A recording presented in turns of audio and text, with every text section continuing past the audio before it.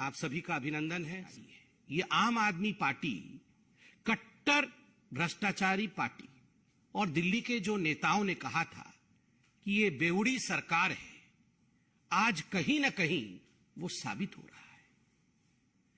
बिल्कुल black and white में आज इस स्टिंग में आप देखेंगे कि अरविंद केजरीवाल और उनके सिपहसालार मनीष सिसोदिया ने किस प्रकार से मोटा माल कमाया है, अपने मित्रों से कैसे पैसे कमाए हैं, कैसे दलाली ली। कमीशन को हिंदी में दलाली कहते हैं और यही बात आज स्टिंग ऑपरेशन में सामने आएगा कि किस प्रकार लोग दलाली देने के लिए अरविंद केजरीवाल और मनीष सिसोदिया जी के पास जाते थे और एक मोटी दलाली कमा करके दिल्ली के एक्साइज पॉलिसी को लाया गया, दिल्ली को नुकसान में ढकेला गया और अपने को प्रॉफिट में रखा गया।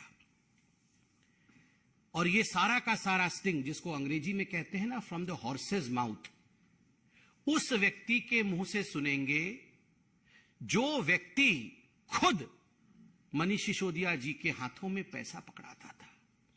मोटा माल जो मनीष सिसोदिया को दलाली और कमीशन के रूप में देता था, आप खुद उस व्यक्ति के मुंह से सुनेंगे। आपने देखा होगा जो आरोपी लिस्ट है सीबीआई की, उसमें 13 नंबर आरोपी जो है उसका नाम है सनी मारवा।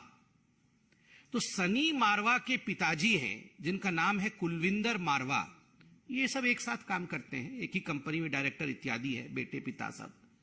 तो ये कुलविंदर मारवा का एक स्टिंग ऑपरेशन सामने आया है जिसमें वो पूरा मोडस ऑपरेंडाई, किस प्रकार से कमीशन खाया जाता था और केजरीवाल सरकार की नीति कैसी थी, इसका पर्दाफाश करते हैं। मैं अब निवेदन करूंगा मंच से कि जरा लाइट को धीमी करके अरविंद केजरीवाल जी के काले कारनामों को स्टिंग ऑपरेशन के माध्यम से देखा जाए और आप सब भी स्टिंग मास्टर के स्टिंग को देखिए।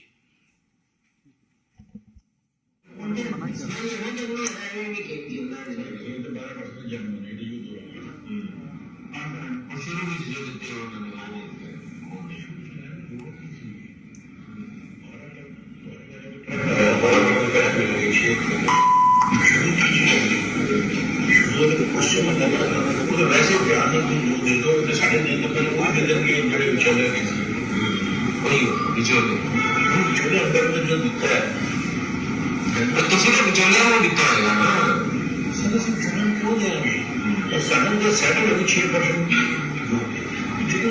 आएगा तो दे देंगे 6% आसान करना समझो 6% देना ही काम नहीं थी। आज कल माल है 100 करोड़ 12 करोड़ रुपया कमीशन आ रही है, 6 को काला करके तो दिक्कत सी 6 को काला किस तरह करोगे वो तरीका तो दसो। काला देना को कानून मोड़ को मुझे बड़ी बहन दे देंगे।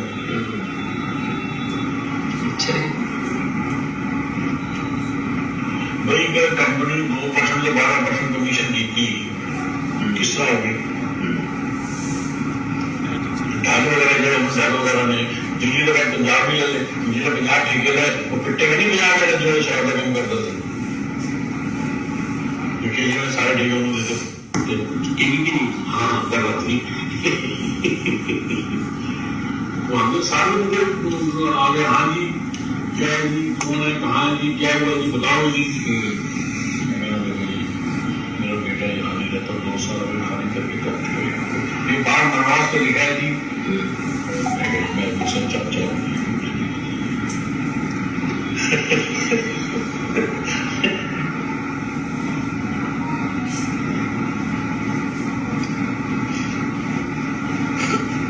एक वर्ड भी जोड़ा ना सारी जानने से आता है, बहुत कुछ नहीं सकते अंडर टेबल ही करना है, उसको क्या ठीक है नहीं करेगा इस कैसे। धन्यवाद, मैं कॉल करिए। आप सबने देखा, हमने आपको कहा था कि ये लाइट तो जला दो फिर। शराब, कमीशन और घोटाला, एक्साइज नीति को लेकर किस प्रकार से अरविंद केजरीवाल और मनीष सिसोदिया जी ने किया है, ये आप सबने देखा है। वैसे तो आप सबने अभी तक आप सब समझ ही गए होंगे कि वास्तविक रूप में इसमें हुआ क्या है। आश्चर्य का विषय है, यह जो व्यक्ति है मारवा जी, इनके बेटे कुलविंदर मारवा के स्टिंग ऑपरेशन को आपने देखा। इनके बेटे सनी मारवा 13 नंबर अक्यूज्ड है सीबीआई के चार्जशीट में, आरोपी पत्र में। और जो पूरा मोडस ऑपरेंडाई समझाया है उसमें मोटी मोटी बातें क्या है।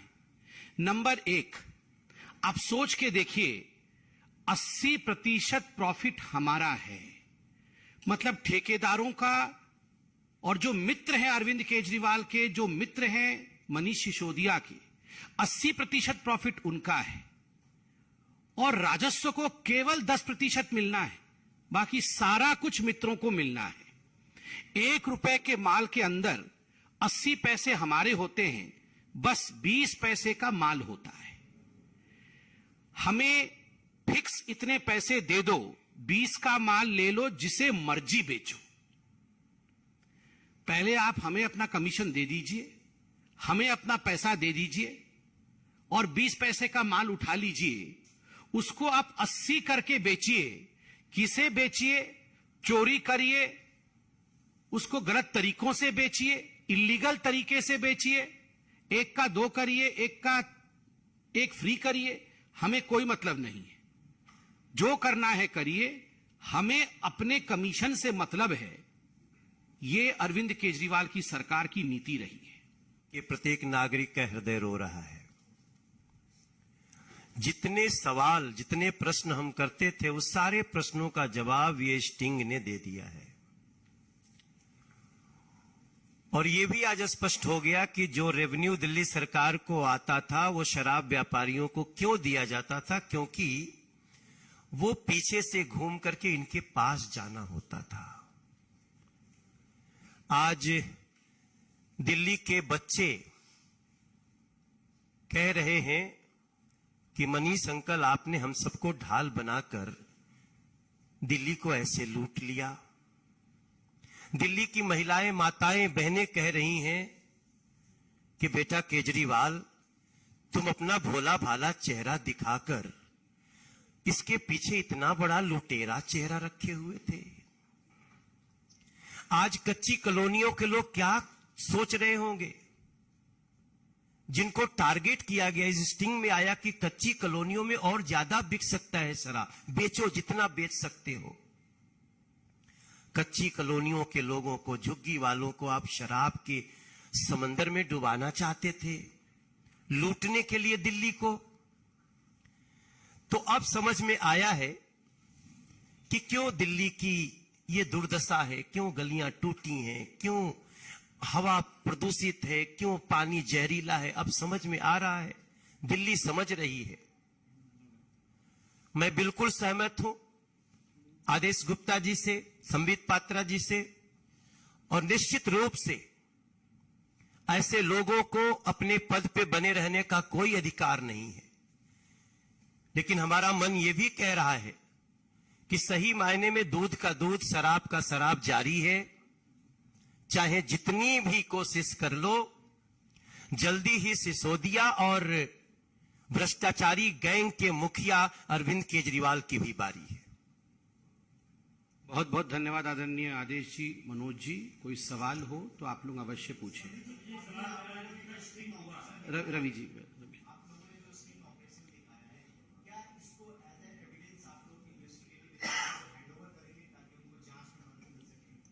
देखिए, जहां तक इन्वेस्टिगेटिव एजेंसीज का सवाल है, भारतीय जनता पार्टी तो डे 1 से, जब से लिकर पॉलिसी, नई लिकर पॉलिसी सामने आई, उस विषय को लेकर भारतीय जनता पार्टी ने एक्साइज विभाग में भी कंप्लेंट किया था, जिसका नतीजा हमने आपको दिखाया है। सड़कों पर भी हम लड़े, और ये जो स्टिंग ऑपरेशन हमने आपको दिखाया है, यह अभी पब्लिक डोमेन में है और स्वाभाविक है, ये एक बहुत बड़ा एविडेंस है। और हम भी आशा करते हैं कि जो भी इन्वेस्टिगेटिव एजेंसीज हैं वो सुओ मोटो ही इसका कॉग्निजेंस लेंगी, क्योंकि ये पब्लिक डोमेन में है।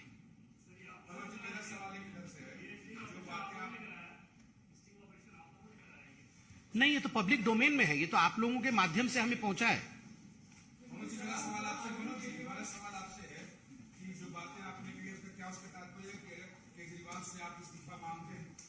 100% मैं समझता हूं कि मैं दिल्ली की जनता की बात रख रहा हूं. They should resign.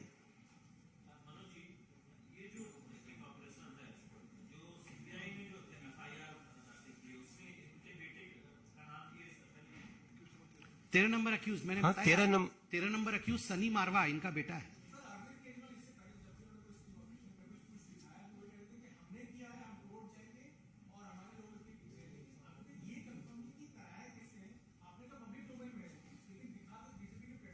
बिल्कुल सही बात है, पब्लिक डोमेन में है, दिखाया गया है बीजेपी के प्लेटफॉर्म से.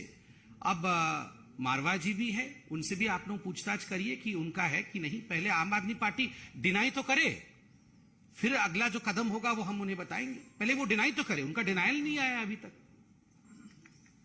धन्यवाद. थैंक यू जी. आपने कहा कि एयर खराब हो रही है, कच्ची बस्ती में शराब डालेंगे. अगर ऐसा ही शराब का माहौल दिल्ली में है तो भारतीय जनता पार्टी शराब के खिलाफ दिल्ली में शराबबंदी को लेकर कोई अभियान क्यों नहीं चलाती है, जिस तरीके से 1993-94 में लॉटरी बंद को लेकर आपने चलाया था. इसके बाद दिल्ली की जनता को कम से कम शराब की मुक्ति मिल जाएगी, बिहार में मिल गई. हम तो शराब के नाम पे जो लूट हो रहा है उसको दिखा रहे हैं. और व्यवसाय का मतलब ये नहीं होता कि उसकी आड़ में हम किसी स्टेट को लूट लें. ये हमारा फोकस है. और बाकी आप जो विषय कह रहे हैं वो बात की बात. Thank you.